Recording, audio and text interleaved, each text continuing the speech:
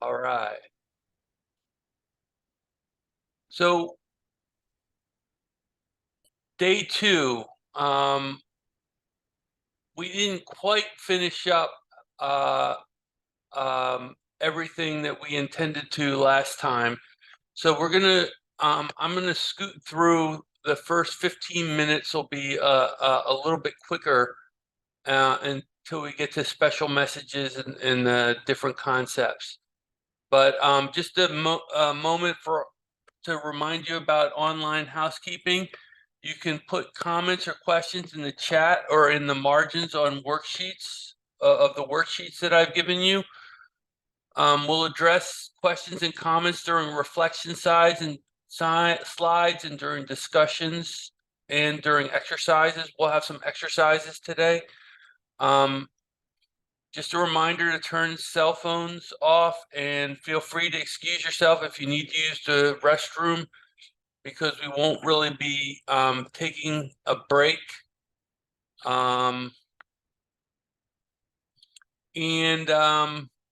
we may go back and look at each other during some of the discussions. But I think last time we found that it was better just to kind of speak out and join in. We didn't have a problem with that because we don't have a lot of people. So we'll be doing that again. And last time we got through a chunk of the background, and I'm gonna, like I said, skate through the culture, the idea of identifying psychosis as a culture, and then some of the new neurobiological understandings and the new treatments for psychosis that are supportive of how we've looked at it so far. And then we're going to start a narrative exercise. So identifying psychosis as a culture rather than a label. I think that historically, in societies before the state became very huge in running things, that a lot of people who struggled with things like messages got special training, often became shaman. They were included in the community, and in fact, some of their wisdom was oftentimes seen as spiritual guidance or a sign that you should be leading the community rather than um, hospitalized or put in on a cruise ship or something like that. So when we look at it as a culture, I think it's really important. The concept of cultural humility. The idea that it's a process of reflection and lifelong inquiry to understand a different culture. It involves self-awareness of personal and cultural biases, as well as awareness and sensitivity of the cultural issues of others. And I think it's something you constantly work towards. It's never perfect. And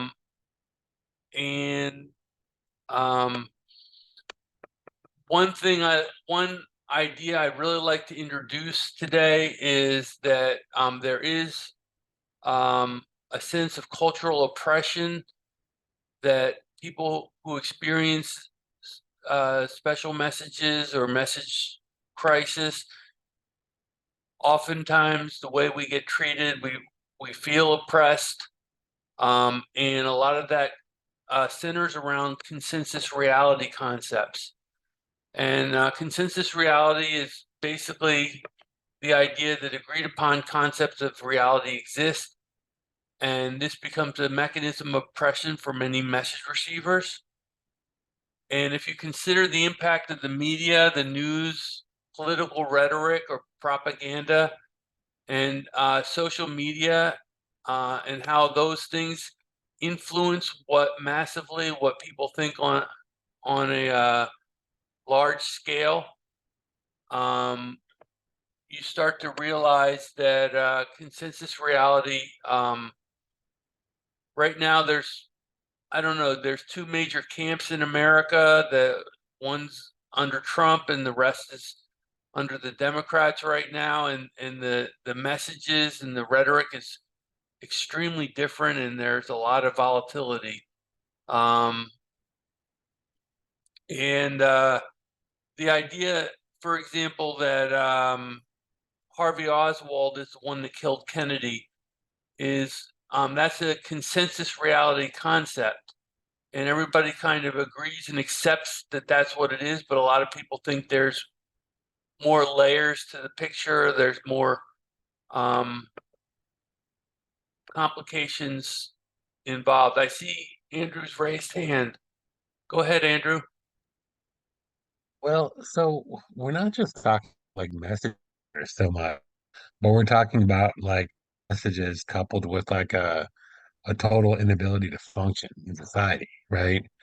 Because if you're kind of quirky or eccentric or whatever, shaman as you call it, that's one thing. But it's like here we're talking about people, psychosis is like coupled with a complete inability to function, right? Mm, for some people, yeah. I think that I guess what I would say is that cultural oppression is a lot leads to that inability to function for a lot of people over time. Um, that's how I feel about it. I don't know how you feel about it.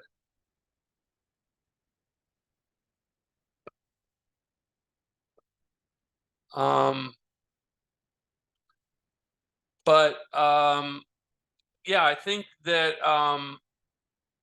psychosis can interfere with functioning and make it very difficult. Very much, very true. Um, anyway, I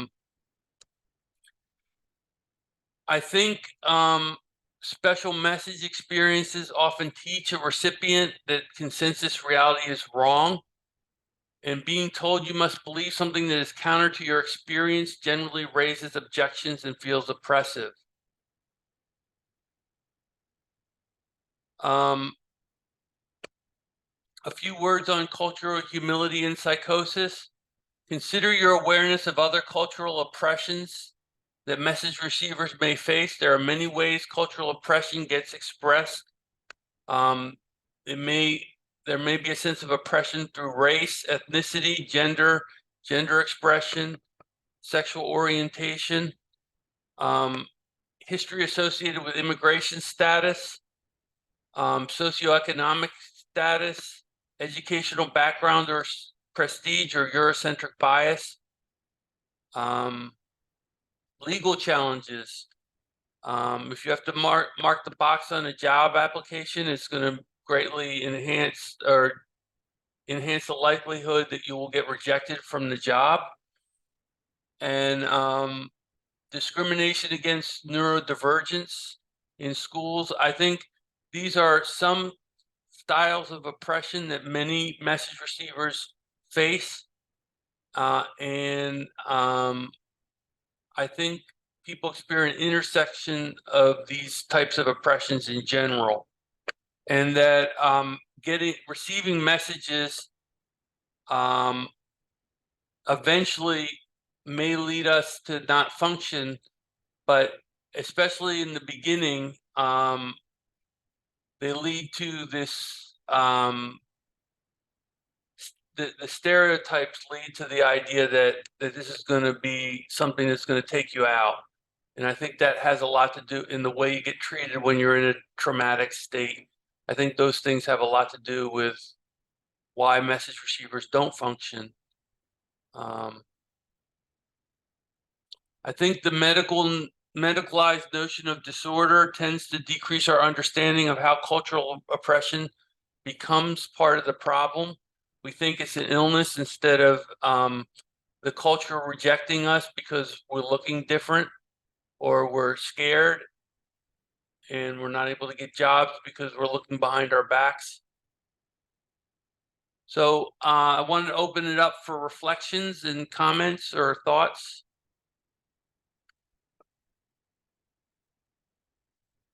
I originally had some more discussion comments for these slides, but I'm trying to scoot through them quickly so we can get to the special messages. Did anybody have a comment? I have a comment. This Yeah. is Linda. So I do work in the field at a crisis residential facility per diem on part-time, but I do totally agree how the medicalized notion of this as a disorder does decrease the understanding that it's, a lot of the times people don't even put in the effort to listen or to hear more. They kind of just automatically say, oh, he's internally disorganized or internally, preoccupied. And they just kind of note that and move on with their day. And a lot of the times it's not even explored. So I find that to be the case a lot of the time, unfortunately. Absolutely. Thank you. Any other reflections or thoughts? I think when I found that people were treating me like that, I felt very oppressed. That they didn't want to hear my story or what I was going through or what I experienced. Yeah. Appreciate that comment, Linda. Anyone else?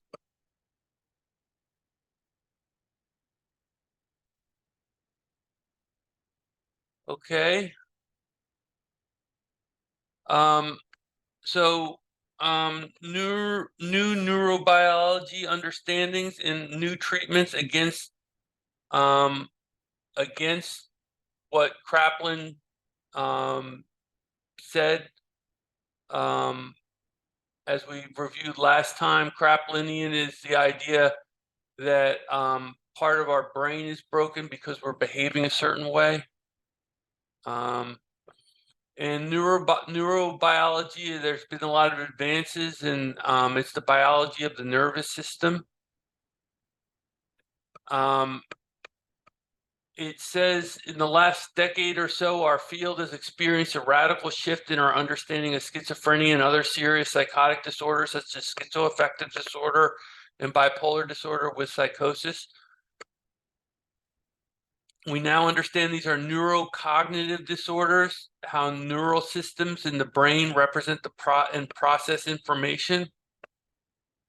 We also understand that they are neurodevelopmental disorders, and that is really important, with genetic components and antecedents during gestation.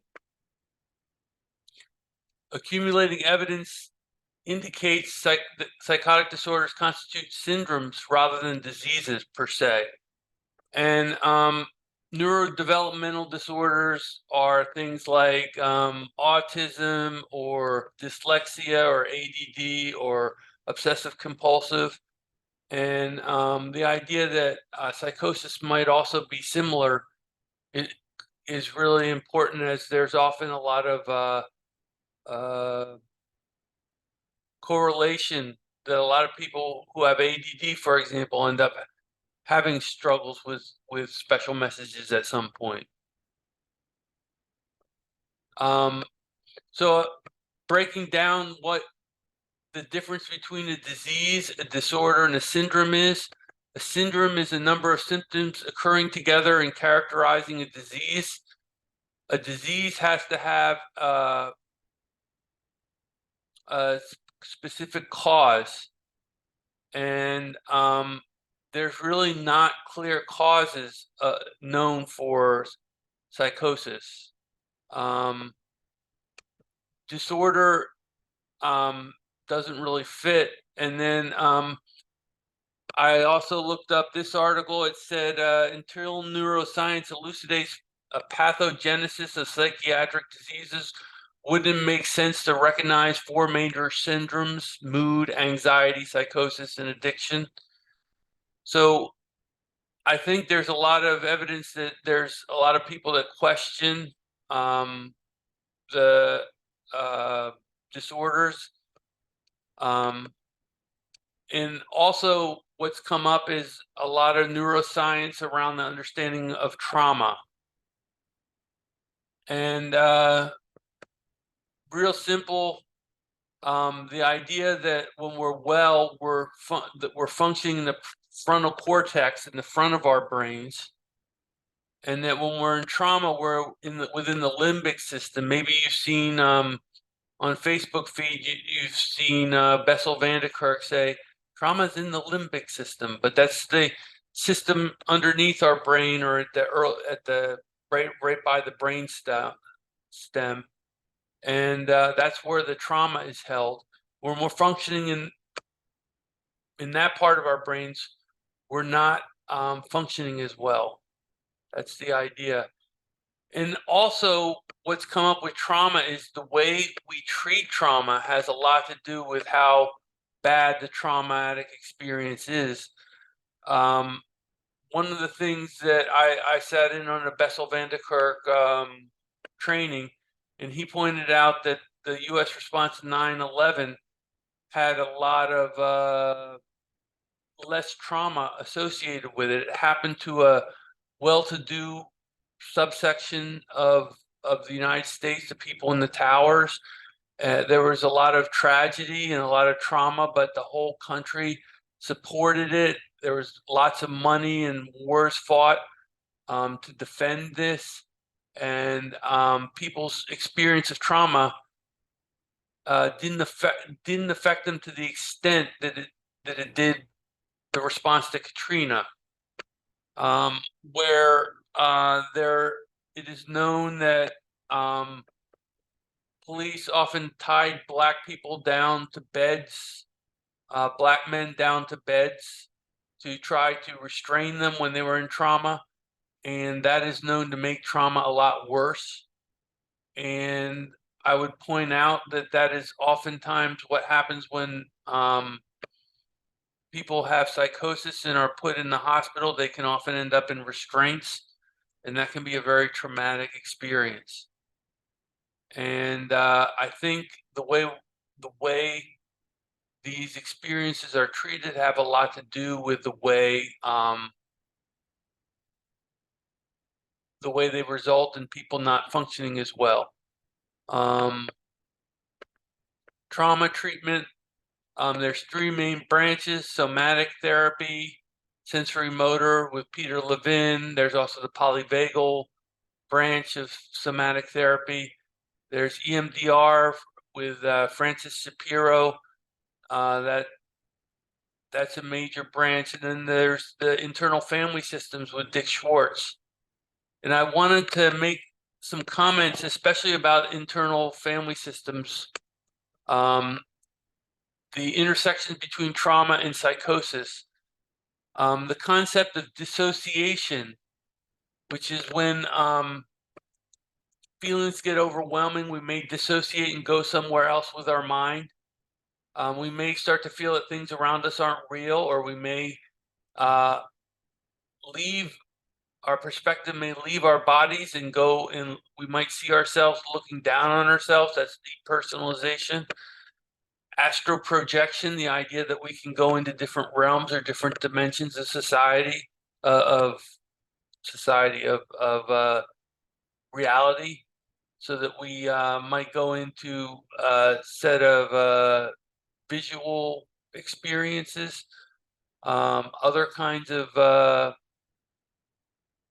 strange occurrences that happen when we really get overwhelmed, and we may forget what happened during those times. There's also the concept of structural dissociation. That is that we are made up of parts that function and are influenced by trauma defenses. And those parts of us, we may feel them. They may even talk to us. They may take over our consciousness from time to time. Backing up a minute, to understand dissociation, it's understanding the window of tolerance of what we can handle. And when we're hyper aroused, our feelings boil up and we can't control our behavior. But dissociation is when we're hypo aroused, and that's when we leave our bodies and feel numb and out of place. There are two different responses to intense experiences. And dissociating is a response that occurs when we are in hypoarousal. It can mirror what is often thought to be psychotic experiences.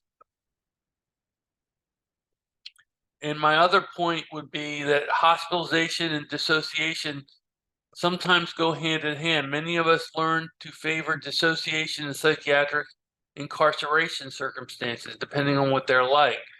But if they're really harsh, if we don't learn to dissociate, we may get forcibly medicated. In our efforts to learn what happened, dissociation may be favored over acting out. We are definitely safer in psychiatric circumstances when we submit and collapse, or we please and appease, or when we freeze, as a term, instead of fighting and flighting, running. And there's no place to run, and fighting gets us in a lot of trouble. So I do think it warrants to be noted that these defenses have to be learned in order to get out of hospitals in a lot of situations. And they may not work so well in the employment sector when you're trying to stay employed. They're styles of functioning that can be damaging to us. So the focus of this training is to get people out of an emergency state and more geared towards psychosocial rehabilitation. And I think also that deeper trauma work can be done when we're in a safer place. And all the trauma work that's being done is very important for everybody. We'll talk a little more about that later. The other real advance in treatment has been, in my belief, the Hearing Voices Network. And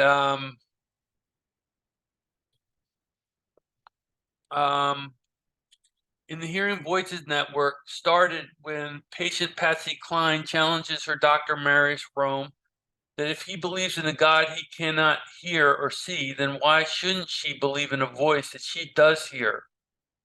And this was a situation that Marius Rome thought a lot about.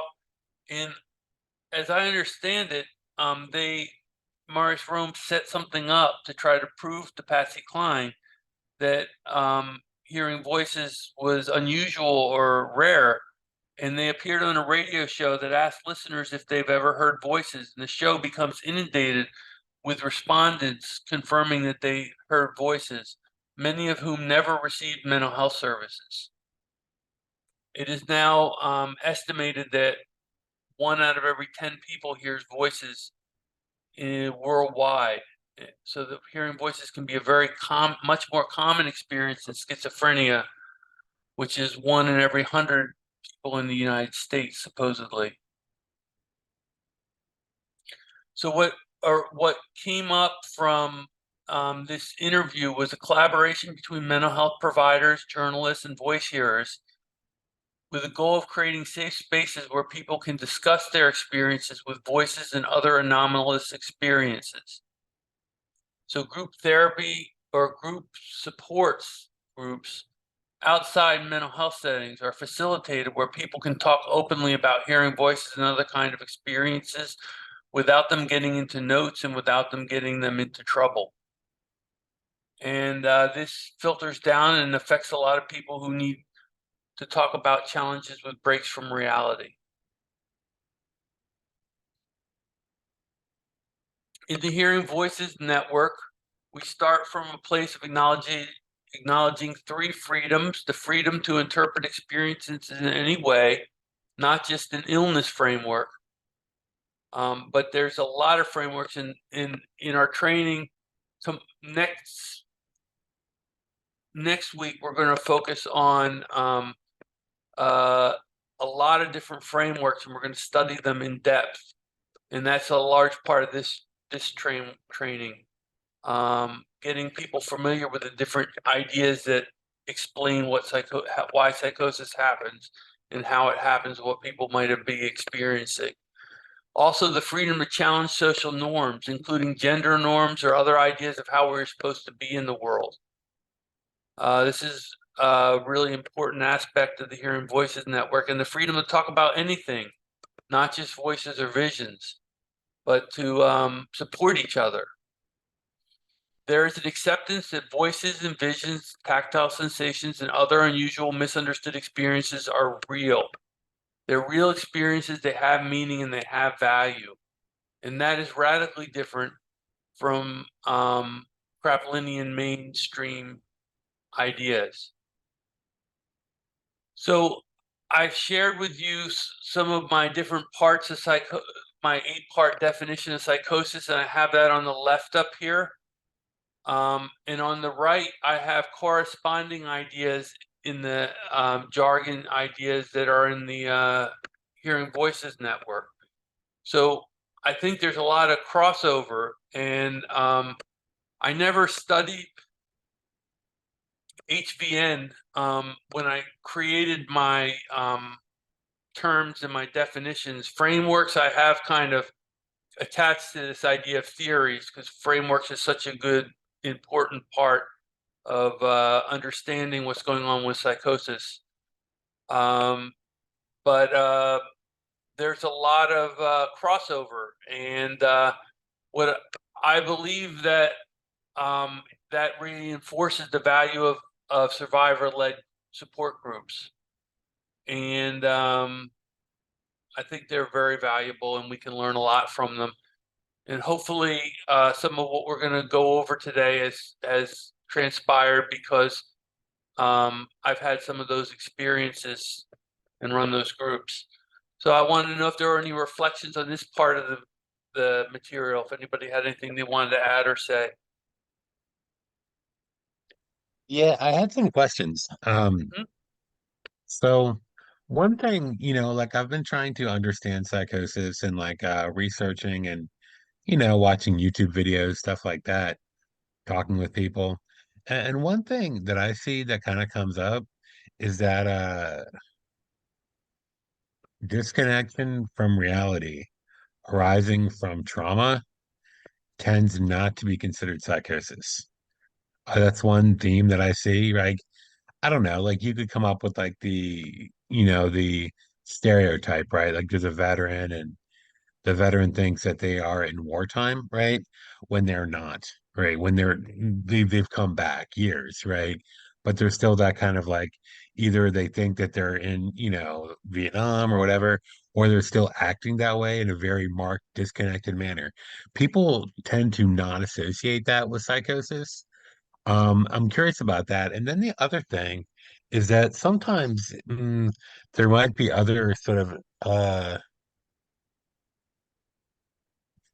trauma reactions, like I don't know, perhaps like the revenge trauma reaction that you see Mhm. a lot, like maybe, and there's a lot of cultural archetypes around this one, like maybe Captain Ahab, right? His leg gets bit off and then he becomes fanatical, obsessed about, Moby Dick, or like the Punisher, or like the rape revenge narratives, or people have like this obsessive fixation, would that and I'm just curious, like, I guess there's that first question, like if PTSD causes people to be disconnected from reality, is that psychosis in the generally considered medical way? And then if someone has that revenge narrative, their revenge obsession, fixation, is that a delusion, or is that how would you characterize that as a mental health clinical perspective?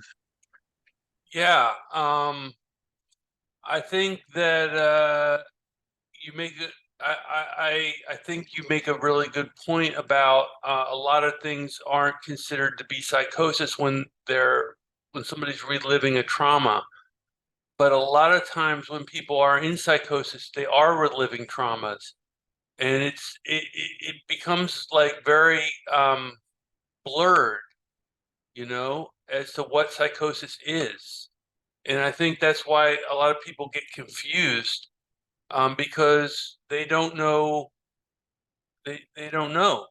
Um, and a lot of people think that trauma is very different from schizophrenia. Personally, my view is that if you've been treated like you're a quote unquote schizophrenic, that you're going to experience a degradation of how you're treated, and you're going to experience a lot of trauma from that. So I think there's, it really goes hand in hand. And some people favor thinking of things as trauma, and some people favor thinking of things as being inborn, and that's the nature versus nurture question. So yeah, I think your question is well taken. I think when we look at special messages, it will help identify what I consider to be experiences that fall under psychosis realm, but that also fall into. I found that a lot of people with early childhood trauma that was very severe also have a lot of these psychic abilities. And there's a real crossover. And a lot of times when you get them together and they can teach each other different ways of managing their crises, their struggles. So I think there's a lot of value to treating them together. All right. Thanks. I saw that thumbs up, Andrew. Any other comments? So how would okay, and then as far as like I don't know, like revenge narratives, right? Where someone becomes like develops that sort of revenge PTSD mentality Hmm. and it becomes, is that characterized as a delusion? Would you characterize that as such? Most people, I don't think would. I Okay. don't think most people would. You know, yeah, the revenge narrative, that's the source of a lot of stories. It's the source of a lot of wars. Um, you know, uh, I think it's an interesting point to say that it is kind of like a delusion, that you become a little bit um, um, when you want to get people back like that, and you start acting towards getting people back, that you start to become, you start to see the world differently and understand it differently. So I think that's arguable. You know, I haven't really thought of it.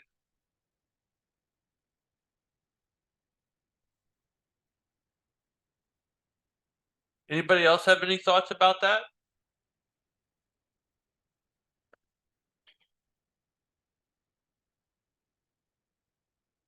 Yes, Andrew?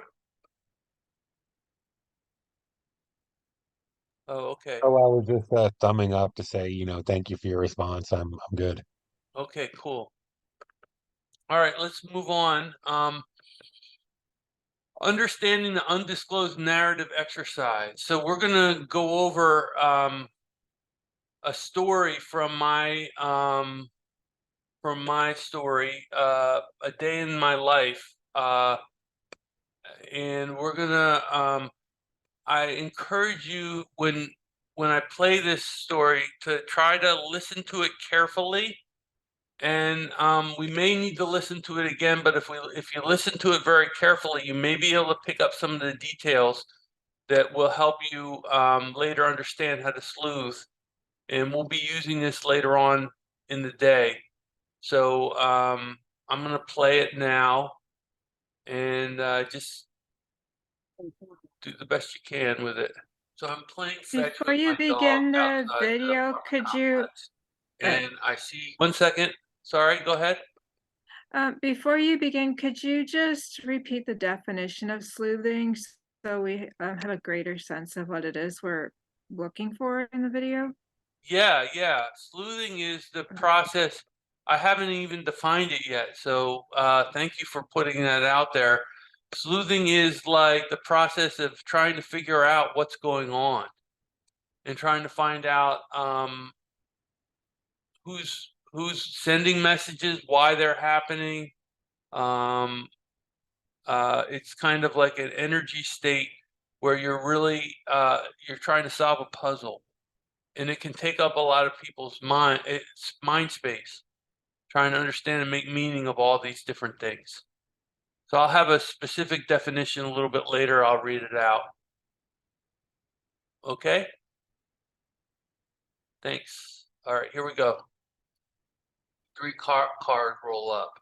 I call my dog over, I leash her, and I start running back to my apartment. When I get into my apartment, I get ready to go to work and take my bike, and I notice that the air has been let out of the tires. So I grab the phone and try to call work and let them know that I'm going to be running late, and the phone is not working. I check the cord, and the cord, I pull the plug, and it still doesn't work. So I do what anybody else would do. I grab my pump and I pump up my tires, take the pump over the handles, and start to head out for the day. As I'm biking out of the apartment complex onto the street, I notice there's a line of Hershey's Kisses, and I make note of that. And I start down the road, and I pass a county office on the left where I've applied for work. And right where I pass the county office, I see a banana peel on the road. I bike down, and I start to come back up and come into Bay Point, and I hit a traffic light, and I see a wrench in the road right before the traffic light, and I don't pick it up, but I realize and I'm conscious that I've left all my tools back in the apartment, so that if my tires go flat, I'll really be in a jam. But I keep on biking, and I'm biking furiously, and I make it to the BART station, run down the BART line with my bike, get into the train just in the nick of time, and make it to work on time in Lafayette. When I get to work, I'm working at the cash register, and two of my colleagues come in to work a half hour late, and they both get reamed out by my manager, but they are both in a good mood, and they come over, and one puts his hand on my shoulder and says, "Chocolate? Chocolate?" It's something he does quite often. And the other one says to me, "Clyde, we want to know right now, are you a chicken or are you a turkey?" And I look at him, and I'm a little bit serious and a little bit intense, and I say, "I'd be a turkey any day, I'd never be a chicken." And I start working, continue working. In the middle of the morning, a man with soccer shoes comes up to me and orders sliced turkey, and I start slicing the turkey, and as I'm taking the turkey over to the slicer, he flashes me a police badge. I get him his turkey, he goes over and pays for it, and when he leaves, my boss comes over to me and says, "Clyde, your shirt's wrinkly today. If this happens again, you're fired." And I looked down at my shirt. It is wrinkly because it had been raining on the way in. I forgot to mention that. So I finished the day. I complete all my tasks. I mop the floors. I get out, and it's dark, and I bike. I take the BART and bike home. When I finally get home, 12 hours later, I open the door, and the kitty litter that was sitting in the living room has been slashed and spread all throughout the living room. I go back to the my bedroom, and the closet door has been opened, and everything's been emptied out of the closet in the hallway. I climb over the stuff, make my way back, and I see that my clothes have been, the labels to my jeans have been slashed. So I get upset and go over to the manager's office. And when I arrive at the manager's office, I see the woman who was there the day I moved to the apartment complex. At that time, she had showed me a Secret Service badge and told me she was from the Secret Service. When I see her, I kind of pull it together just a little bit, but I'm still very upset. And my manager sees I'm upset. Says, "Clyde, you're allowed. Your uncle's allowed to enter the apartment. He came and dropped off the kitty litter, and he co-signed in the apartment, so he's allowed in the apartment." So I slink back to my um, apartment, and I get on the phone, and the phone's working now. And I hear in the background, I hear my coworkers laughing and calling my name. And I call my mom, and I say, "Mom, the chickens are coming home to roost, and um, the pigs are in the field, and I'm stuck. And can you give me a car so I don't have to bike to work anymore?" And my mom gets very upset at me and says um, that I'm talking in word salad and I'm not making any sense. I'm not getting any better.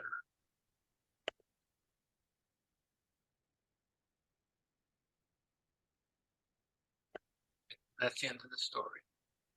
Oops, forgot that little part. So, what's it like to listen to this story, and what do you think is going on? Does anybody have any suggestions?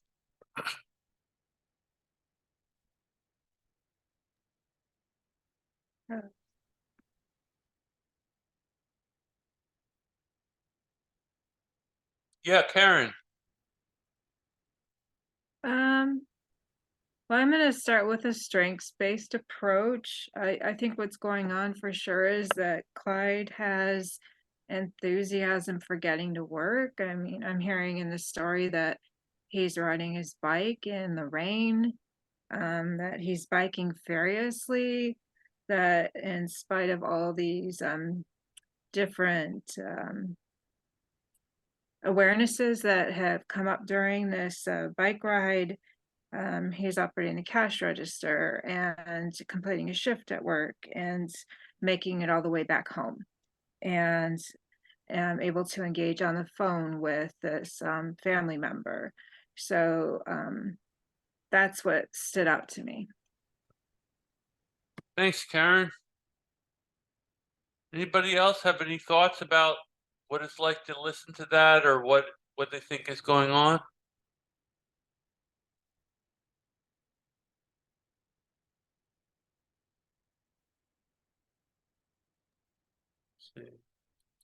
Well, so I guess like as far as analyzing like the harassment issues, um, yeah, like it's not clear like some of the story, I don't know, maybe I wasn't paying attention as closely as I should have, but it kind of started off like yeah, coincidence. I mean, maybe someone flattened the tire, maybe the tire flattened naturally.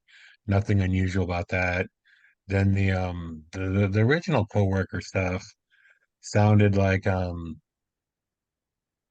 it sounded relatively normal. Sometimes people can be mean, for all kinds of reasons, right? Um, and it happens, I think. People like to mess around, tease around, sometimes not even being mean. I mean, I know when I was in New York, it's very common to insult people, right? As a friendly gesture. And then, going home, yeah, I don't know, like the other stuff, like the clothing, yeah, it's a little bit like I didn't follow like the someone else letting in, being let in, given the key to the apartment. I don't know.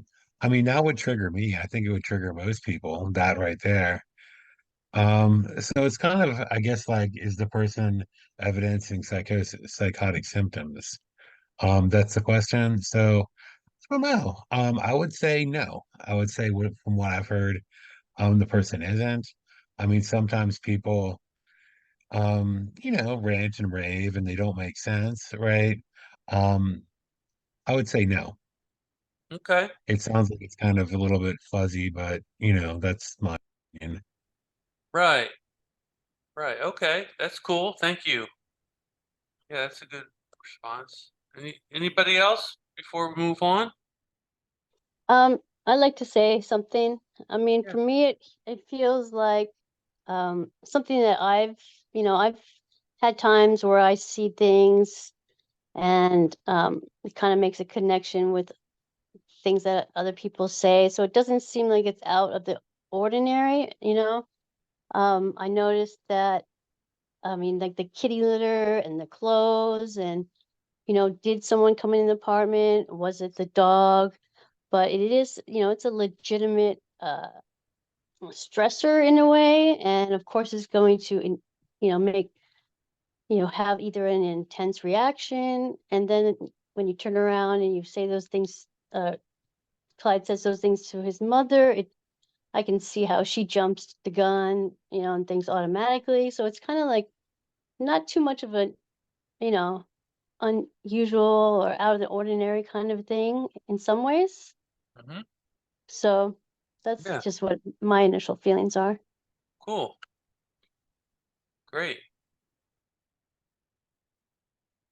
All right. Well, I'm gonna move on to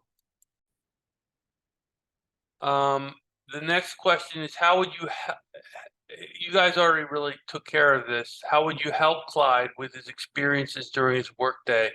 And I think being strength-based and feeling that it's not really psychosis and that you know your responses would have been helpful. So um yeah. Um so we're going to look at this a little bit over and over again and dig into some of those details that I put out there, and how I was making meaning of them a little bit. And maybe we'll see more about what was going on for me inside. And as you learn what was going on for me inside, you may understand that, yeah, that I was possibly experiencing the conclusions I made maybe weren't in the realm of consensus reality, but they may not have been that far off either. So, yeah. Any other reflections before we move on?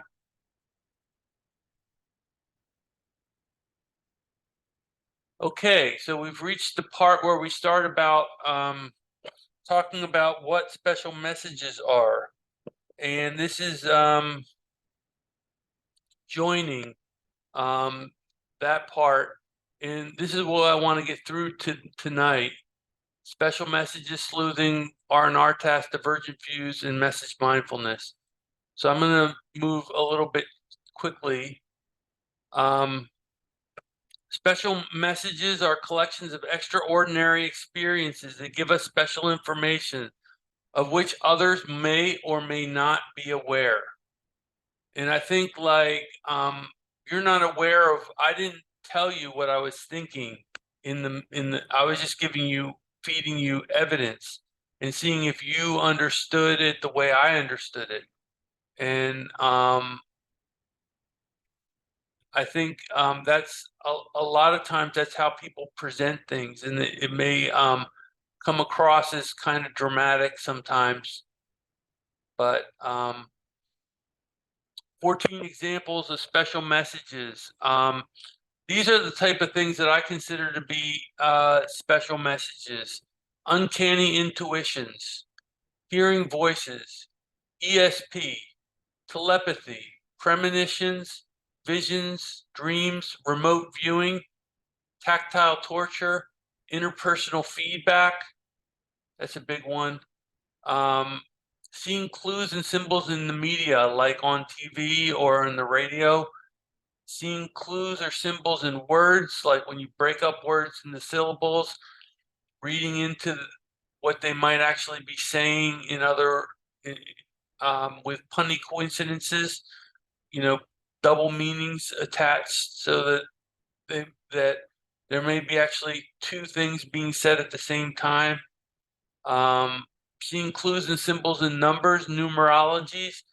A lot of musicians use numerologies in their song lyrics, and there's a whole lot of numerology, like different numbers mean different things. Seeing clues and symbols in the world that surround you. And that was definitely happening with Clyde that day. A lot of symbols were that he was noticing that seemed strange or really alarming to him. So what I believe about special messages is it's important, instead of shutting down the story and telling me it's part of my illness or that it's normal or not normal, look at the special message experiences and ask me things like, what are your emotional responses? What thoughts did you result? What meaning did you make from those experiences? I think opening up and exploring what's going on the inside of the person's mind is really important. Now, in the worksheets, if you have the worksheets on page 3, I have written down the message profile, and I'm going to refer to it here. I don't know if this is too visible, if you can see this, but what I'm going to go through is I'm going to read the message profile, and what I'd like you to do if you have the sheets is to circle them or make a note of which ones you can relate to as things that you might have experienced. Yeah, Karen. Can you enlarge that part of your screen at all? It's super tiny print. Let me see what I can do. Yeah. Okay. See what I can do here. Yeah, I thought that might be a little bit of a problem.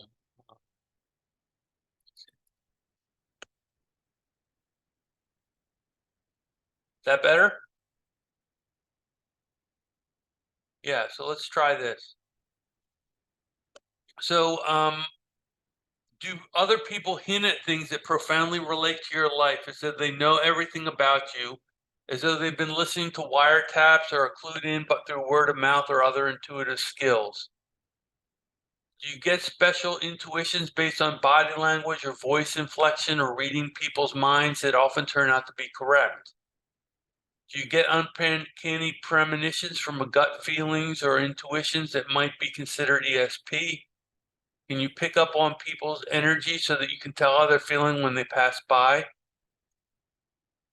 Do gestures or specific behaviors of others help you most definitely know their unconscious thoughts? Are things that bear symbolic meaning left around for you to find that may be there to reprogramming you as if they are counterintelligence? Do you have odd strings of coincidence that link together in ways that suggest or confirm things? Some people call that serendipity.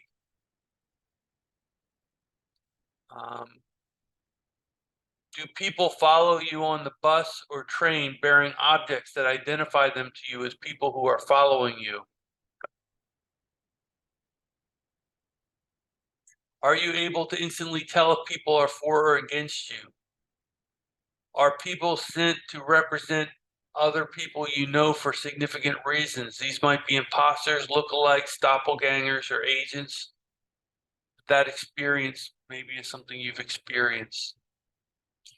Are you profoundly affected by dreams that prophesize the future or that reveal truths about yourself or the universe? Do you experience deja vu occurrences? Do you find yourself reviewing vivid memories, sentences, or words for hidden meanings? Do people use codes to communicate secret information like numbers or words? Do you break words into syllables looking for punning linguistic coincidences? Do people have clear telepathic communication with you intentionally? Do movies, songs, shows on the radio or TV take on new meanings when you read between the lines Might they even be special broadcasts that only you can get? Do certain forms of media contain secret coded truths that only you can understand? Are you touched by the truth when you read in between lines of certain situations? Does it seem like people are putting on skits around you to teach you a lesson? Is history full of conspiracies that God reveals the truth to you about because of discernment of spirit? Are people slipping things in your food that are taking over your bodily processes? Do you have bizarre visual experiences that make you think you are in a different dimension or a different planet? Do you see ghosts or entities that communicate with you in ways other people may or may not be clued into? Do you hear your own thoughts as distinguishable words that give personal insights into your being? Do you hear people you know talking to you as though they are engaging in telepathy? Do your voices become familiar characters that you keep track of and take on personalities that you name and react to? Do you get physically tortured through tactile pain or sensations that function in conjunction with your voices? Have you ever been taught about the I word, illusions, which are sounds, visual experiences, sensations, smells, or tastes that mix with reality that are really there, but that may become distorted and give you uncommon experiences? Do people make the most unkind comments about your private thoughts or experiences when you pass by them talking in the community? Has a character on TV started talking directly at you and referencing you by name? Has the sound of a heater, the hissing of the heater turned into voices, the hiss sound? Have clouds in the sky turned into visual shapes? Have you experienced things that are so strange it seems impossible that beliefs you have that are unusual have got to be true? Do you have uncanny awarenesses of evidence of who you were in a past life? Do you see projected images that show you secret images or entertaining stories that give you secrets about your ancestry, aliens, or the mysteries of the universe? Can you communicate with spirits or dead people? Do you sense when reincarnated spirits, aliens, or robot machines have entered modern bodies as clones? So these are just some random questions that are aimed at getting us to consider. Let's see how I can do this. Getting back is going to be a little tricky.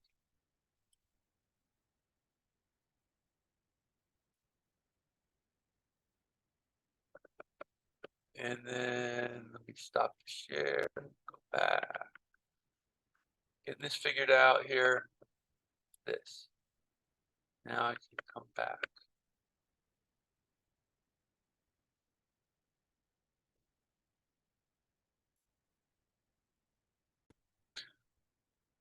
So, anybody circle any examples, the things that they can relate to and can share with us what they've experienced along those lines? Anything they relate to?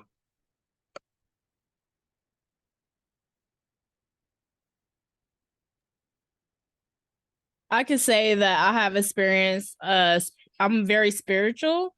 Mm-hmm. So I believe that I'm connected through my ancestors, Mm-hmm. and that my intuition, and I feel that I have a strong connection to my ancestors, and I'm able to communicate with my ancestors in various ways. But I have never been, of course, I have never been diagnosed Mhm. with any psychosis or anything. But I feel like there's many of us that experiences these different messages, and Isn't that the truth? yeah. So Yeah. I don't think these are unusual experience. All unusual experiences, like dreams, are very common. Dreams, exactly. Dreams, intuition, dreams. Like I feel like I have literally almost the same reoccurring dream. Literally, I always like if I have people that's close to me, if I have a dream about them being pregnant, maybe a few months later they're pregnant. Like That's a premonition, right? yes, right. So it's just like I feel like we all have these different messages within us that we all experience. And some of us tune into them more than others. Exactly. You think? Exactly. Yeah, yeah. And I think when somebody's in, when I can say this, when I was in a message crisis, I was extremely tuned into these, and I was getting a lot more messages I than I do now. Although I still get messages, and I still make sense of things in certain ways. But yeah, these kind of experiences are just on overload, and they're happening so often. You're trying to figure out what's going on. You know. Thanks, Janisha. Anybody else? And then I'm sorry, and then I also want to just say that a lot of times these messages are amplified with if used with substances. Absolutely. So Yeah. true. I think I had like a nice little experience this January when I took an edible. And oh my goodness, I never in my life experienced psychosis. And I think that the paranoia that I was experiencing at my friend's wedding, I ended up leaving her wedding because I thought I was going to ruin her wedding. So I'm like, I just have to get out of here. And then when I when I was outside, I was scared to get in the Uber or Lyft to go back to my hotel because I thought maybe someone was going to human traffic me or take me and stuff like that. So yes, that's these messages or paranoia is amplified when on substances or when you experience substances. That's right. 10. There are 10 related diagnoses related to substance abuse and psychosis together. So we talked about that last time. But that's so true. Yeah. Anybody else want to share a little bit or I have oh I'd like yeah to share something. yeah So I think these questions about picking up on people's energies, getting gut feelings, intuitions, I've had experiences since I was a kid where I could just I could get feelings about people or places. Like I remember walking home from elementary school and passing by a certain house and just getting this feeling of dread. And another experience, I remember being in a car, we were driving and I think we were singing and having fun and at a stoplight, and I look over and the person in the next car turns over and looks into the car, and I just remember like screaming. So I feel that I was just like feeling or sensing that something was not right, whether it's the person or the place. And then later when I worked at a place where kids who were abused, but there was one time when we got a new girl and she was walking with her foster father, and I instantly did not like him. mhm. And it turned out that he has been molesting her this whole time. So I can certainly connect to just the intuition and picking up on energy. I also have connections with the sound of heaters or any kind of white noise. I can start to hear things, but I usually, it irritates me and I turn it off. But yeah. Cool. That's great. Yeah, Karen, you have your hand raised, I see. Missed it before. All right. I am also going to talk about the sound of a heater starting to turn into voices. For me, it was the refrigerator. It was interesting how I could be in the kitchen and I couldn't quite figure out if somebody was talking in the room. To me, it was so difficult to figure out what was going on. I heard the motor. I came close to the refrigerator. I tried to listen more carefully to see if I could understand if I was hearing the motor or not, and trying to figure out if I was hearing the motor or if I was hearing somebody talk to me, um, or if there was somebody in another apartment talking.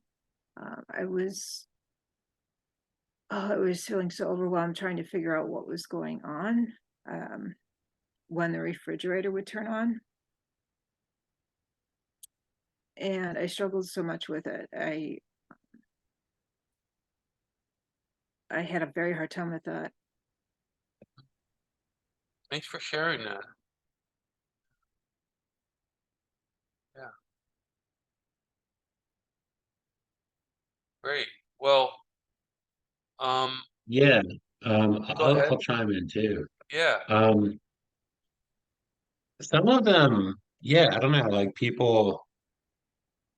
I had like a legal dispute like a while back, and it haunts me like a lot, right? That and I feel that I had a with the group of attorneys, and they didn't want to talk to me in a direct manner, so that they would find other people to talk to me on their behalf, right? So they could do it like off the record or something like that. And it haunts me a lot because I was very convinced of it at the time. Um, and looking back on it, some of it still seems kind of realistic, right? But then there's also this perception that they contacted other people in my life, right? And then had them talk to me on their behalf, right? And I don't, like that's I don't know. And I look back on it, and I still kind of believe it's true, but then I kind of wonder, was that a delusion? Was that kind of like a craziness, being paranoid, right? Um, I mean, there was one instance in particular that this absolutely happened. I mean, I think it happened, right? Um, but I sent an email and they wanted to meet with me and disclose records. I had made records requests, right? And through a regulatory agency. And I was freaked out. I was like, I don't want to meet with them in person. Like I feel freaked out. Like I moved to a different city. I just don't want to be in the same state as them. I'm just really scared, right? So I emailed the regulatory agency and I said, you know what? I'm scared. Like I'm really freaked out. I just don't want to meet with them. Um, mail them the records, right? And that was kind of like the argument, right? They were like, we want to meet in person. And I said, no, no, mail, right? And they insisted on it. And I said, you know what? I was so scared that I forfeited my security deposit and I moved, right? So then the next day I sent that email, right? And then the next day I went into a coffee shop, right? And the barrister, like I don't know her. Maybe I went to the coffee shop before, but the barrister goes, "Oh yeah, you must have been scared if you forfeited your security deposit, right?" And like I swear to God, like that happened.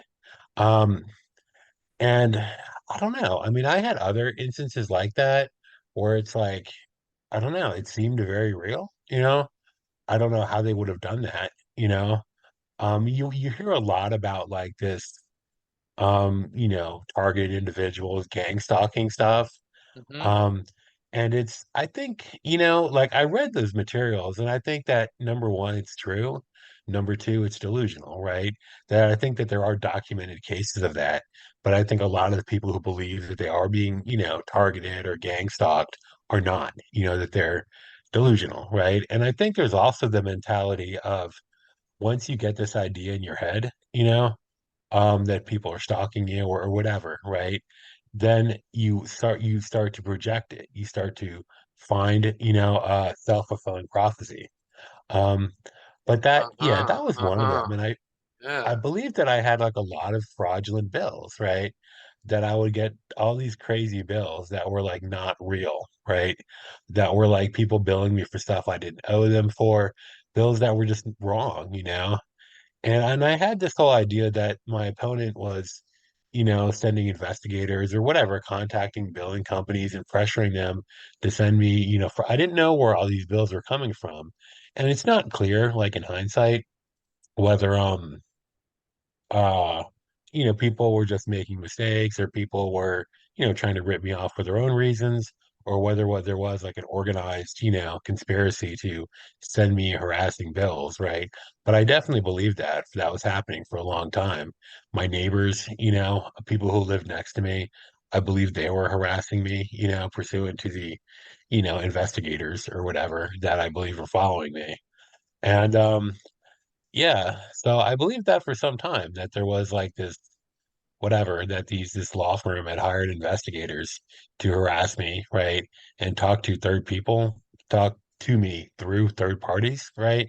right. Not directly. And that and then, and I feel like it was not totally false, but definitely symptoms of psychosis started to happen, right? Like I saw a billboard, right? And I thought the billboard was addressed to me, right? No, that's not true. Looking back on it, that was clearly like a delusion. Um, and then a lot of other things too. My mind just, I stopped talking to people for like years, right? So, a lot of things would look weird, right? Like, I got stop at a stop sign and I would get this premonition that the stop sign was like talking to me. You know what I'm saying? It was like, stop, right? Stop, Andrew. You know? And it was kind of like for a moment, right? For a moment, I would get that premonition and I'd be like, no, it's a stop sign, right? And then, you know what I'm saying? But for a moment, I would get that flash, right? That the stop sign was some message, to me, right? Um, so yeah, for a while that kind of I think a lot of it has to do with like not talking to other people. Like when I became too paranoid to talk to other people, right? And I got that whole idea that I was being stalked, right? All that also like drug abuse also amplified, sort of amplified the messages. But I think that yeah, that does happen sometimes, that when you get into situations I mean, I've had other legal disputes before that where I know people did that, that it was pretty open that they were, you'd have a messenger, someone would talk to you off the record because they didn't want to admit to it, they didn't want to have like a record of it for you to sue them for or whatever, that kind of thing. I have had that totally happen to me before, right? Um, so I don't know. But yeah, people collecting evidence and, like my neighbors doing that. The other thing I'll note too is that with reincarnation, I mean, there's a cultural bias right there, right? So Mm-hmm. like that is a legitimate religious belief. Not as prevalent in this country, right? But in other parts of the world, that is the Very prevalent belief, prevalent. right? Right, right. Um, and even, I mean, I read one case where this one guy sued successfully. He screwed up at work, right? And he crashed the car or whatever. And he said, "Oh, I had a dream that this was going to happen, but blah blah blah, precognitive dreams." So they canned him, right? And so he sued on the basis of religious discrimination. He was African, so he sued like race, national origin, and religious beliefs, because where he's from or whatever, like his belief was he believed in precognitive dreams controlling and the courts upheld like, yeah, that's a protected religious belief. You can't fire someone simply because they believe in, precognitive dreams. So, Right just on. for what Right it's on. worth. Thanks. Yeah. Okay. So on this profile, I like to say all experience are normalized. A vision or voice is no sicker than an intuition or an interpersonal read of body language or a dream. Each type of message is like a letter in the alphabet. Um, Anomalous experience go together in ways that tell a vastly different story. However, it's interesting that a lot of these stories have similar themes. By studying all forms of special messages, message receivers learn that they don't have every type of message experience, which may help them feel more optimistic. I find that to be very true in working with people. That I think in the beginning everybody's like, oh, you don't want to share those ideas with that person because then they'll think even more things are against them, and that doesn't really happen.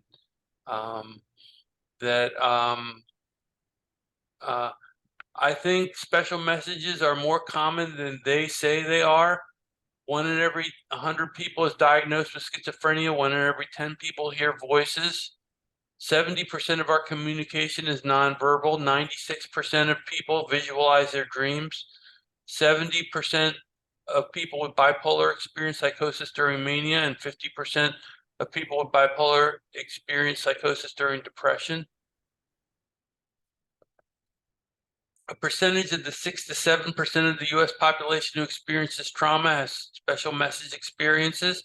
And I would say that 6 or 7% of the U.S. population who experience trauma is a very low estimate, because there's so much trauma treatment work being done now.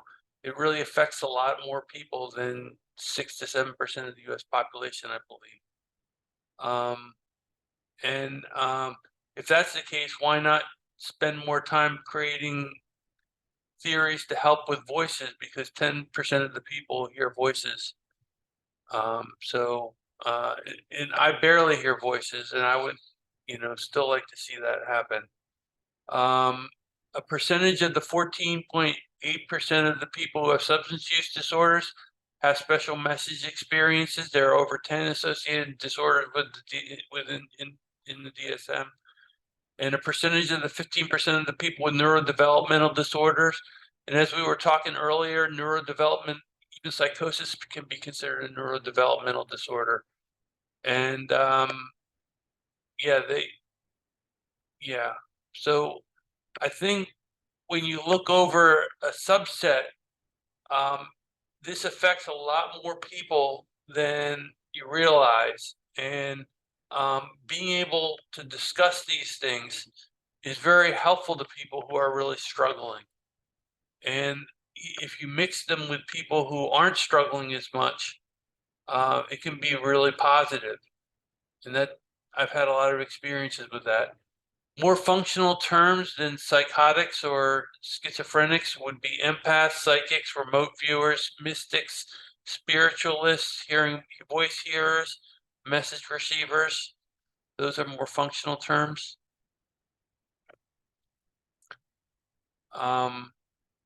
I think there are a lot of people who can relate to this material than we're trained to think can. So this is going back to my story a little bit, of the day in the life story of my narrative. If you get nothing but special messages, cop cars, flat tire, non-functioning telephone, Hershey's Kisses, banana peel, dialogue with coworkers, discussion with cop, memory, isolate one of those messages and ask questions about how the message receiver is making meaning of that special message or the way they are sleuthing. Ask questions about the history of experiences with that message, the connections and associations they've made between each other message in the sequence, and the undisclosed narrative. You really want to find out what the person is thinking, because they're throwing the surface at you, but they're not throwing what their deep internal thoughts are. That's what I was doing. When you know about different types of special messages, it becomes easier to listen for them and anticipate what they might be. Knowing what to listen for and ask about can decrease one's sense of energetic despair and improves one's patience and affect when listening. If you've ever watched somebody listen to somebody who's very who has ideas that are really that are really different, like somebody who's living in a boarding care who believes they're the head of the Treasury of the United States of America, for example. A lot of times you can look at people's face and their face deteriorates. And when that happens, and somebody's talking about their experiences, it can be very upsetting. And yeah, it's really important to not show energetic despair and be distressed when you hear these wild things that seem wild or different.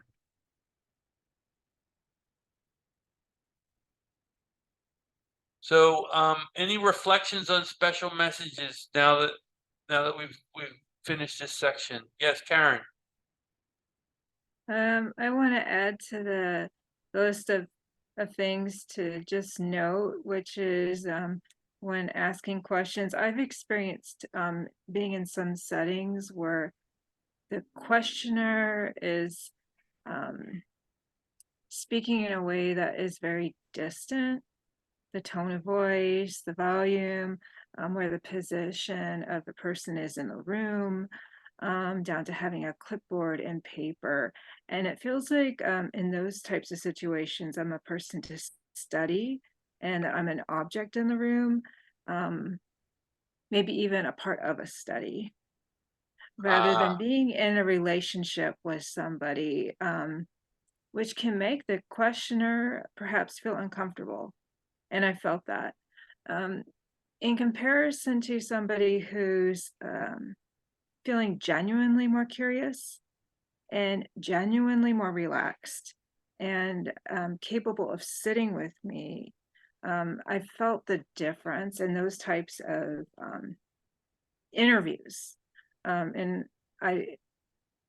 I get that there's the importance of asking questions, but when it comes in a test like format where it's 1, 2, 3, 4, get the answer, get the answer, get the answer, which can happen in hospitals, it can feel so difficult to respond and so forced and so pressured that it's hard to get accuracy and to give accuracy. So I just want to bring attention to that. Thanks, Karen. Really good points. Any other reflections?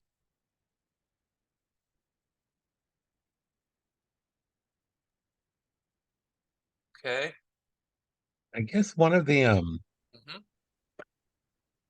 one of the other things that kind of comes to mind is like political beliefs, like when people have like extreme religious or political beliefs, when those would become like delusions as well. Mhm.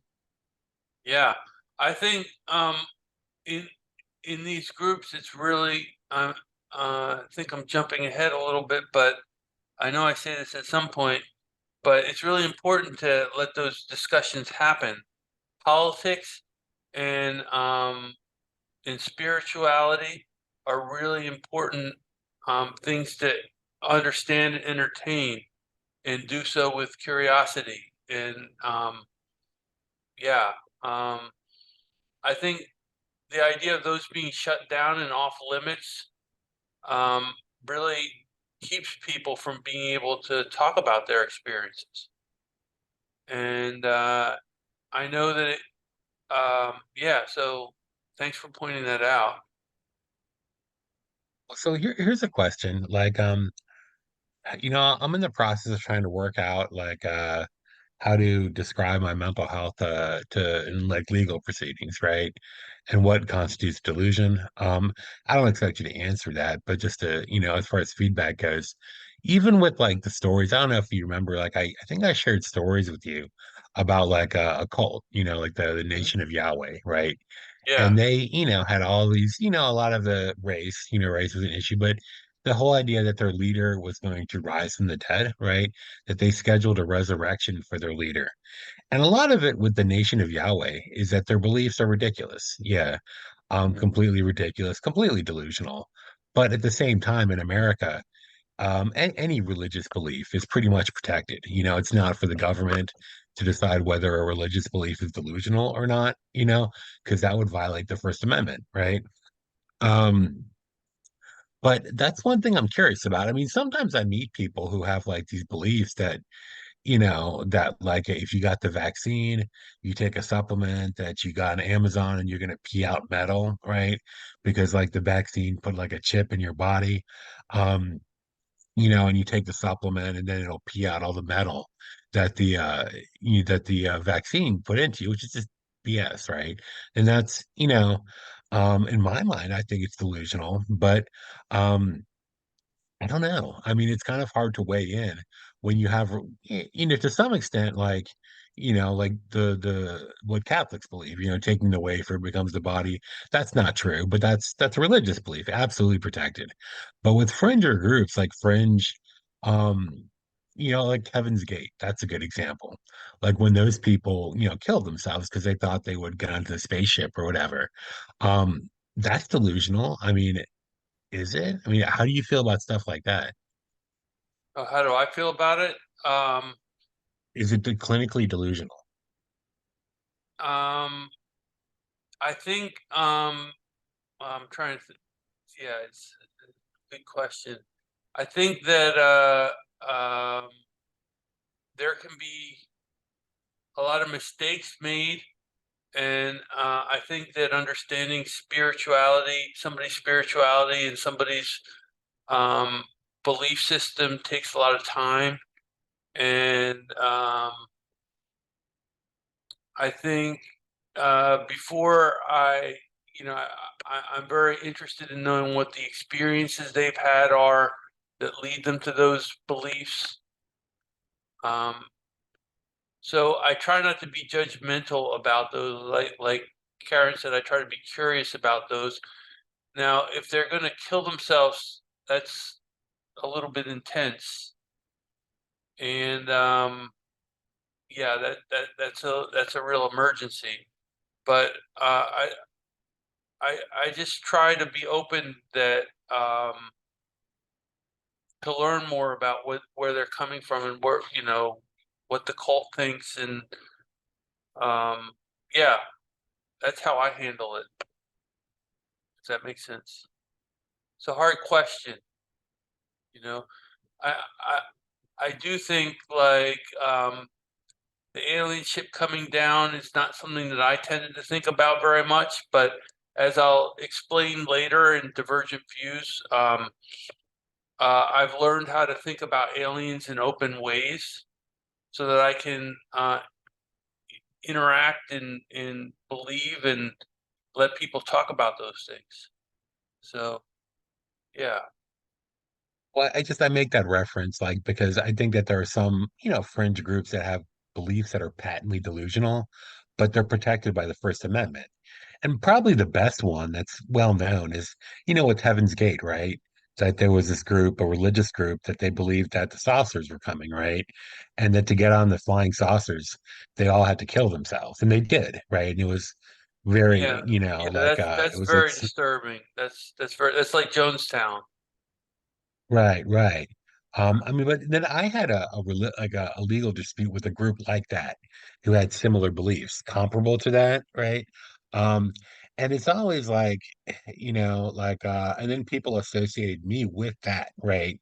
So, it's kind of hard to, are those beliefs delusional, right? When you have beliefs that are, fringe groups too, who have Yeah, beliefs that are, yeah. I guess that's what I'm trying to tease out, if yeah, that makes sense. yeah. And I guess I'm resisting taking a stance and just trying to be curious about understanding it better with before I um use the D word delusion. Um, can be a triggering word for some people, and I think like learning more about the experiences that are held, and I think that is really more important than saying, "Oh, that idea is crazy," or I think when we do that, we alienate people, and I'm just interested in now if they're going to kill themselves, it's a little different, but you know, um, yeah. I don't know. Sorry if I'm not giving you the direct answer you're looking for, Andrew. No, that's fine. Yeah, I mean, at this point, like it's good. Like I'm trying to, like if I were to establish that I was psychotic, that would help me, legally speaking. So that's kind of where I'm coming from. I'm coming from a different perspective. Using those labels would be beneficial to I me see. and I would give see. me benefits. I see. Okay. All right. I'm going to move on now to sleuthing. Is that okay with everybody? Any last comments? Okay. Sleuthing, a state of mind which we're straining to find out the truth about special messages. This works with our powerful, effective state. It may seem like a way of surviving or exploring. Once we experience a special message, we sleuth and eventually develop a divergent view to be defined later. Then we sleuth hard for more evidence to confirm the divergent view, which is a rational process, and we discover more types of messages. The haphazard interplay of special messages and divergent views reinforce a cycle that can dominate our mindset. And that's the sleuthing definition. Often sleuthing becomes like a preoccupied monologue that runs during a crisis. It can feel involuntary. It can also be overwhelming. It can also be fun sometimes. I remember I used to watch a movie at the end of the day after I had all this dramatic stuff happening, and I felt like I could see the truth between the lines of the movie. And it was actually, and it would relate to my life and it would give me clues of what I needed to know. It's actually kind of fun to do that.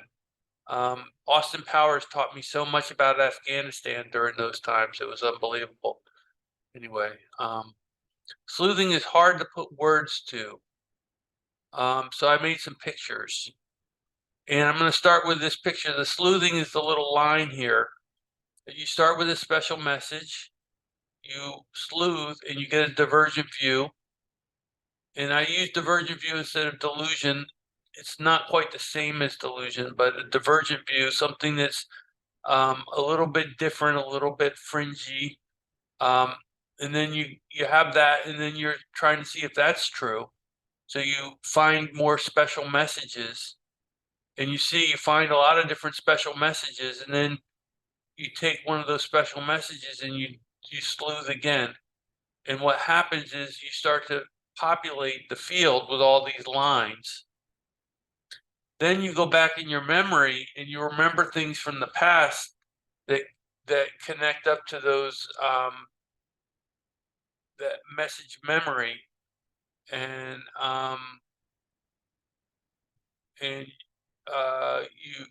you rethink your past. Perhaps I did a lot of that initially.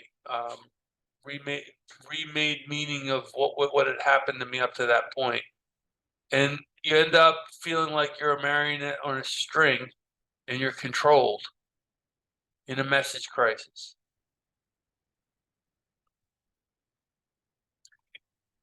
So, like I was talking about the message memory, it's important to remember that the past is being processed as the current message is often being accommodated into the message receiver's experience. During this time, the mind can reflect on past retaliation reactions and social sanctions, later concepts that we'll look at, and these become traumatic memories that now can be better understood with new messages. So, yeah, for example, when I was biking, I was making a lot of meaning about the things that had happened to me and what I'd experienced that day and what they meant. And I was trying to figure it out a lot. Related concepts. Sleuthing might otherwise be described as intrusive thoughts, racing thoughts, or a dissociative process in which the mind is preoccupied. As a result, psychosis is often characterized as a thought disorder, but the disorder concept misrepresents the way a wide array of special message experiences tend to alarmingly start that process. So yes, your thoughts may be out there and wild, but what are the things that are starting that process? If you can identify those, you'll get to the special message experiences that we were identifying, I think. Is it wrong to sleuth? Remember what existential theorist Viktor Frankl said in Man's Search for Meaning in his philosophy of logotherapy. He was an Auschwitz survivor, and he said that to survive Auschwitz, he had to make sense of everything that happened, and he had to attribute meaning to it and see an overall sense of make sense of it and to endure it and to survive it. And he had a lot of examples in that book of ways he made sense of things so that he could deal with them. So I wanted to look at these pictures here and ask you, what meaning do you get from these pictures?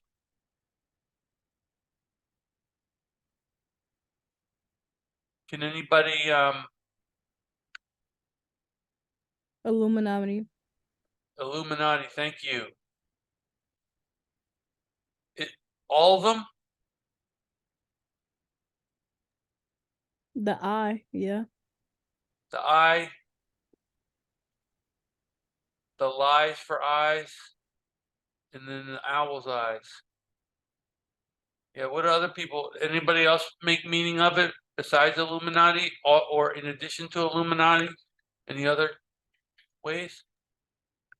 That your third eye. Uh-huh, the third eye. Yes, that's a good way to do it. Yeah. I think of owls as being wise. So I think there's wisdom down there.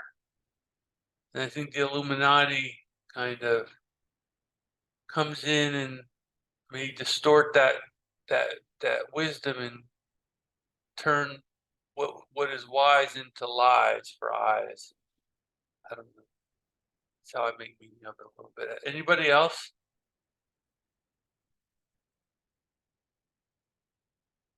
Okay. I just want to suggest that we sleuth together, and it wasn't damaging or hurtful to do that. Each picture was a message. We made meaning of those experiences together.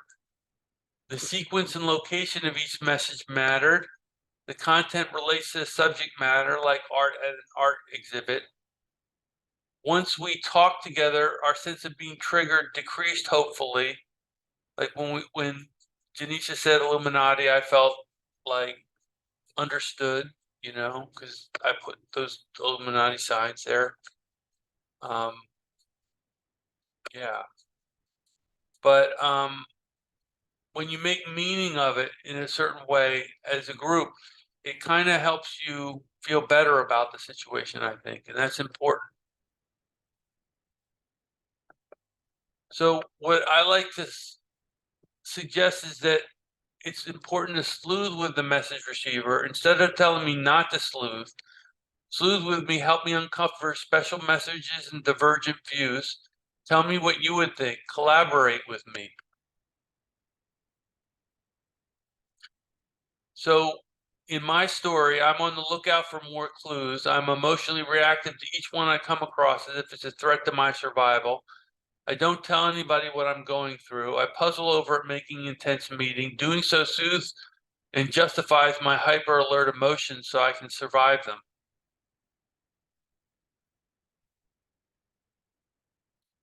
To-do lists. Share your own speculations. Do that. Do share your interest and concern. Do be confused and yet flexible.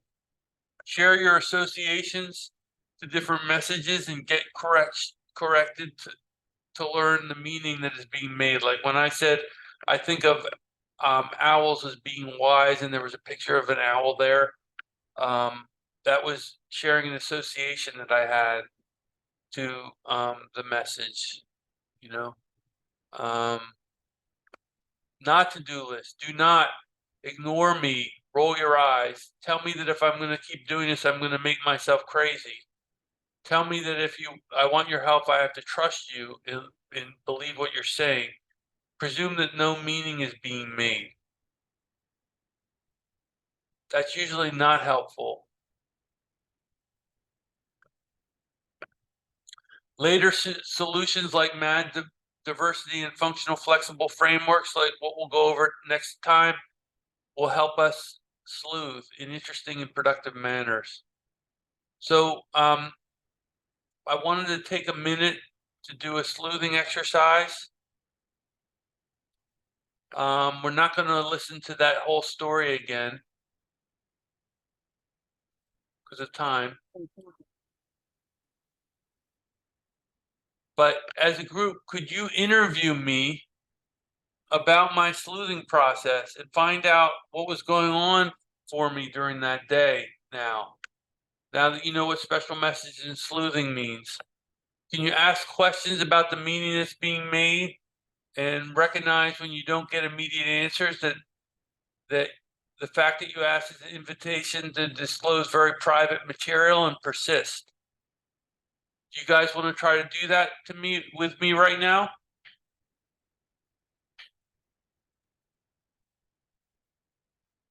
Sure. Okay, ask away.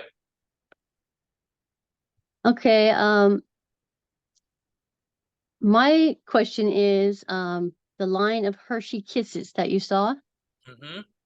Can you explain to me the meaning that you saw when you saw a line of Hershey's Kisses? I mean, where were they located? Does that have? I think the fact is that they were chocolate, and chocolate meant to me that life was sweet.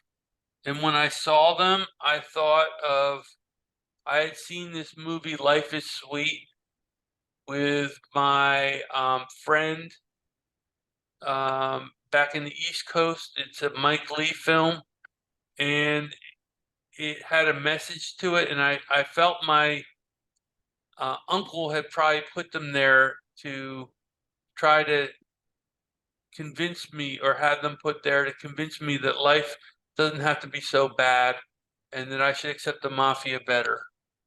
So that's what I thought when I first saw them. And then, of course, when my coworker came in and said chocolate, I made the connection there. Right. So that made me think maybe he put them there. Okay. And have you had these connections with chocolate in the past as well, or is that? Chocolate was something he said a lot. One time he gave me chocolate and I got the runs from it. Mm. So yeah, chocolate was a thing. I've seen other people give chocolate to try to sweeten people up. Yeah, it had a meaning to it that was about yeah, chocolate didn't have a exact meaning, but it's, you know, I did think that the Hershey Kisses were placed there because that's where I biked out every day. They were Right. placed for me to see. So And was the banana peel that you saw, was that connected to the same message, or? nope, that was connected to my stepfather, whose name is Dole. And I thought my stepfather put it there and that he was saying that I wasn't going to be able to get that job. Is He that the was job of the county? the county job that I had applied for, that I wasn't going to be able to get that job. So I was upset that I wasn't going to be able to get that. He wasn't going to let me have that job. Right. So that's some more information. Right.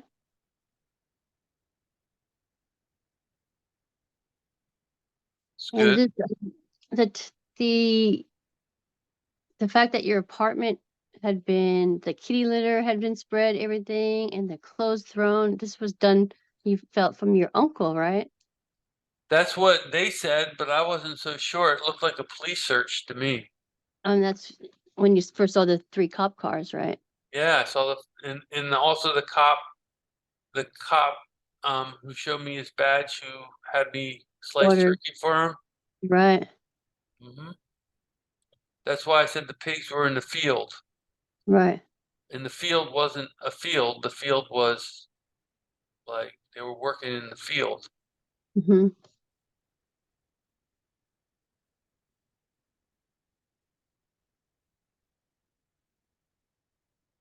Anybody else have more questions to ask? Karen has her hand raised. Yeah. Go ahead, Karen. Okay. Yeah, I'm gonna give this a shot. All right.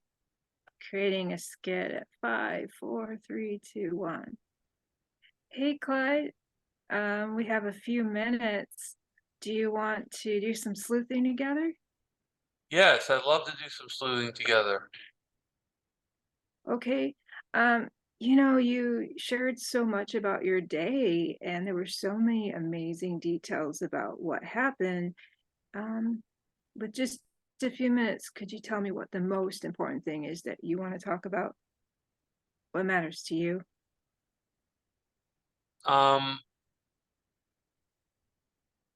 What matters to me is that I kept my job and that I can't get the surveillance to stop. And it seems like the police are in on it. Wow. The surveillance, getting it to stop. Yeah. And that's happening in the apartment? Yeah, people are in and out of my apartment every day, I think. I have a lot of experience with people breaking into my apartment, moving things around. It's not my dog. Okay, so there's some clues there, right? About They're what's going on. clues. They're always Wow. clues. Okay. Yeah. But I'm getting Could we broken name into. three clues? The 3 top clues about the surveillance? Could we name them? Well, I think the cop. I couldn't say which ones were at the top, but I think the cop cars. I think the cop coming into we're in the Turkey, and I think the Secret Service agents. Secret Service agent is probably the one I'm most concerned about because she's most powerful, and she got me to Yeah. move into that office. She guaranteed me that there would be no crime affecting me in that complex, and yet my apartment was broken into all the time, and it made And the me really apartment mad. it has an entry point of a break-in where? I think they used the keys from the management company or something. I didn't find it broken into on that many days. I think they had the key. I think my stepfather Oh, might have spread the key or something. I don't know how they got in all the time. Maybe right. they're really skilled at breaking in without a key, but I think they probably used the key. Okay.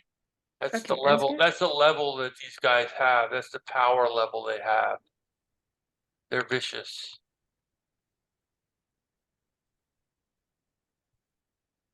All right. I'm gonna end it. Yeah. So somebody else has a So chance. you got some good information out of me. Anybody else want to try?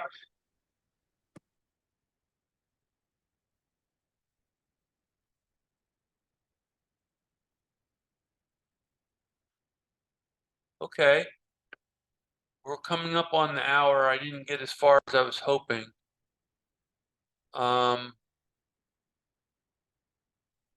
Sorry about that.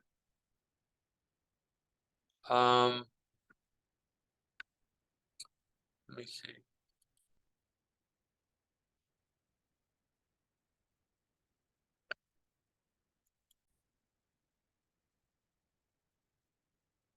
So, I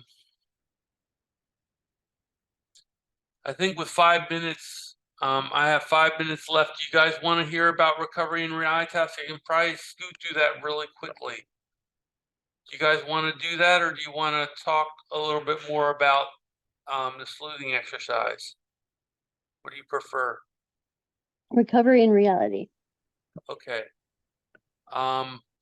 These are grounding activities that give a person rest and recovery from their sleuthing gymnastics.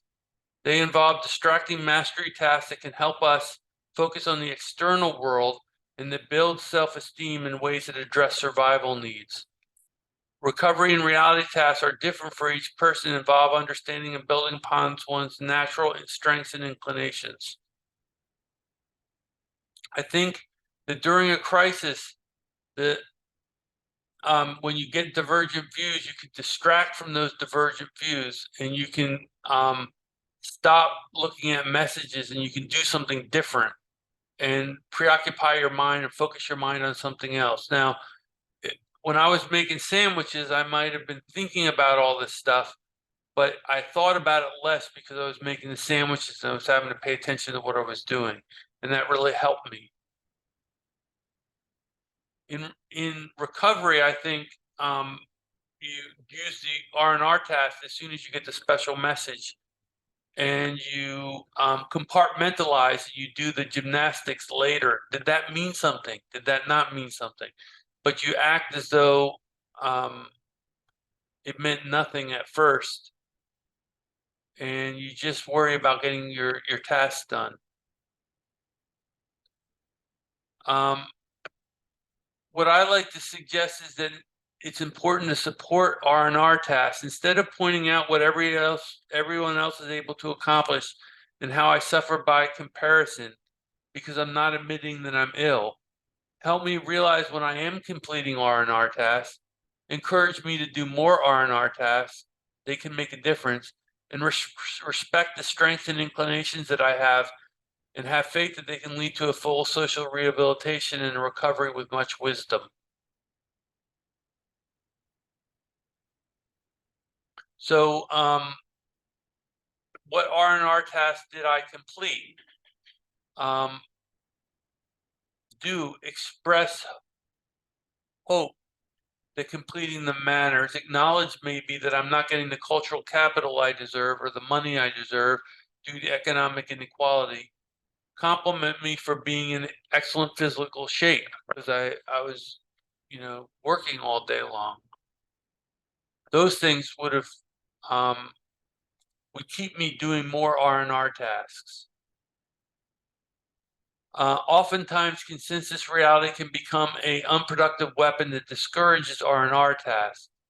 So do not point out that my rent is higher than my salary and I don't deserve what I have. Believe my family is only enabling me and that I'm better off in a hospital. A lot of people have told that to me, and suggest that other people do more than I do without complaining. Those were all things that I was dealing with a lot all the time, and it was making it very, very hard for me to get my work done. So I think that the thing about R&R tasks is that working a job or exercising is a great way to focus on R&R tasks. Practicing R&R tasks can lead to work. R&R tasks are discouraged or introduced in a remedial manner during prolonged periods of incarceration.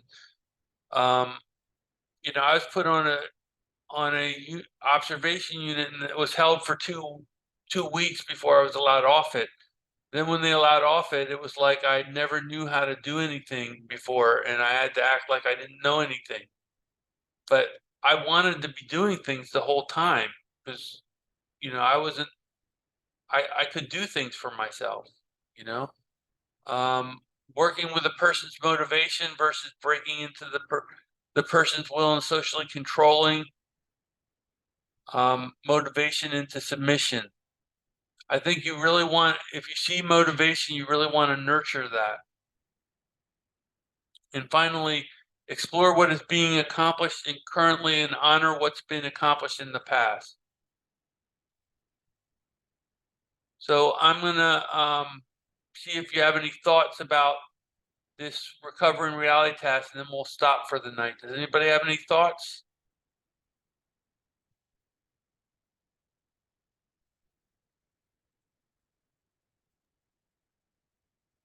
I think it's great that it kind of focuses on positive things that can be done instead of just assuming that someone's gonna need a hospital and can't function on the outside.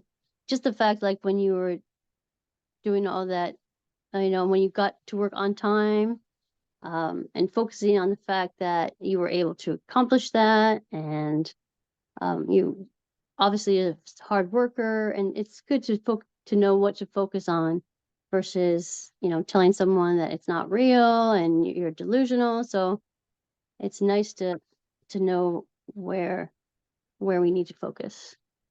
Thank you. Yeah, that's a good point. Any other thoughts, reflections?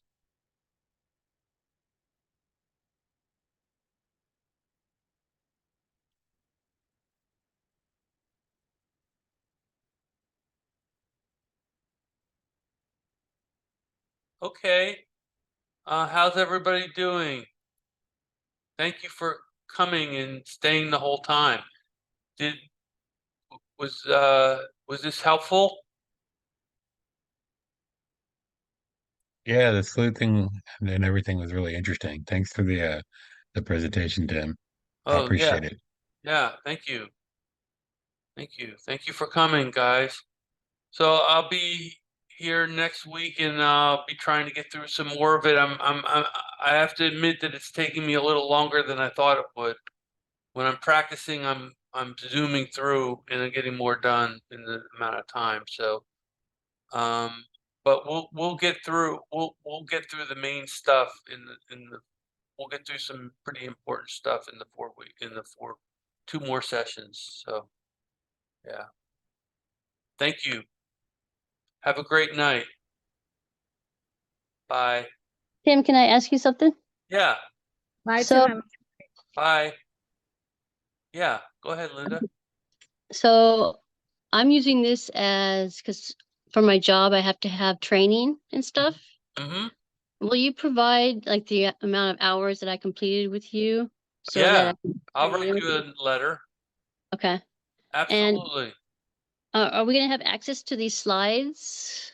I Is can that, give you access to the slides.